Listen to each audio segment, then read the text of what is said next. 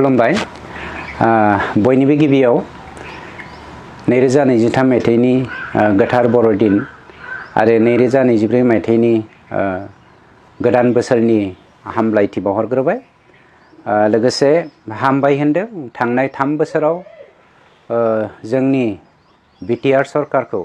मानव गेदेर प्रमद बर' बिथांनि दैदेननायाव जेसेबां मानि हाबा हुखा जालांबाय एकर्ड इमप्लिमेन्टेशनफोर जालांबाय बेफोराव जोंखौ रायजो राजाफ्रा हेफाजाब होनायनि थाखाय आरो हामबाय होनदों विशेष भाबै जोंनि बिटिआर हालामखौ जोङो 34 बोसोर जोंनि बर'लेण्ड मुभमेन्टआवहाय जालांनाय गासैबो जाथायफोरखौ बावगारलायनानै आरो जोङो गावनि रांखान्थि बेबस्था समाज बेबस्था राजखान्थि बेबस्थाफोरखौ जोङो सुद्रायफिननानै शान्तियै बिटिआर समाज गायसननायाव जोंखौ हेफाजाब होनायनि थाखाय आरो बे बेलायाव आं दिनैनि भारत सरकारनि गाहाय मन्त्रि डक्टर नरेन्द्र मोदी बिथां मानव गेदेर नखर मन्त्रि अमित शाह बिथां आरो मानव गेदेर आसामनि गिबि मन्त्रि डक्टर हिमन्त बिश्व शर्मा बिथांमोननि आशीर्बादाव जोंनि सरकारा मानव गेदेर प्रमद बर' बिथांनि दैदेननायाव हालामावहाय शान्ति गायसननो हानायनि थाखाय सरकाराव फैनाय लोगो लोगोनो जोङो शान्ति गायसननायजों लोगोसे बयनिख्रुइबो देरसिन चेलेन्ज मोनसेया जादोंमोन हानि जेंना आरो बे हानि जेंनाखौ लानानैनो जोंनि गेजेराव बर' अना बर'आ पलिटिकेल पार्टि सृष्टि जादोंमोन अनलायनाय गोजोननाय गैयै जादोंमोन दा जोंनि सरकारा बिथां मानव गेदेर प्रमद बर'नि दैदेननायाव थांनाय 3 बोसोरनि गेजेराव जोङो खेबनै लेन्ड मेला बानायबाय बे खेबनै लेन्ड मेलानि गेजेरजों जोङो 27,723 न'खरनो हानि पाट्टाखौ रानना होनो हादों आरो बेनि अनगायैबो जोङो लेन्ड टाइटेल सार्टिफिकेटखौ 12,732 सानो रानना होनो हादों टटेल दिनैनि दिनाव जोङो बिटिआर हालामावहाय 86,494 न'खरनो हानि पाट्टा राननानै होनो हादों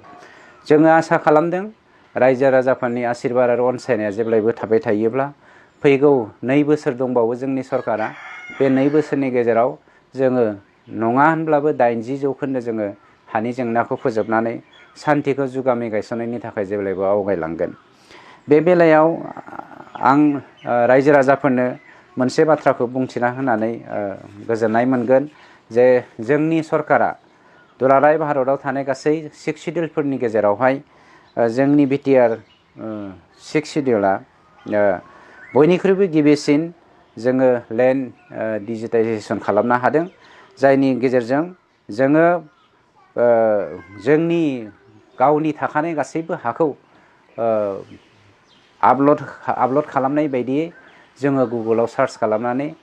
गावनि हाखौ माबायदि कन्डिशनाव दङ नायनो हायो दा बे land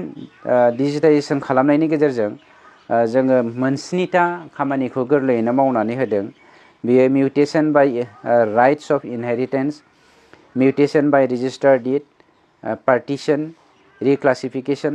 एपि to PP allotment to patta and record correction बे 7टा खामानिखौ जोङो जोंनि सरकारा मिशन बैसोमुथि 1.0 नि गेजेरजों मावनानै होदों गतिके जों खोब खम समनि गेजेरावनो जों हानि जेंनाखौ फोजोबनो थांगासिनो दङ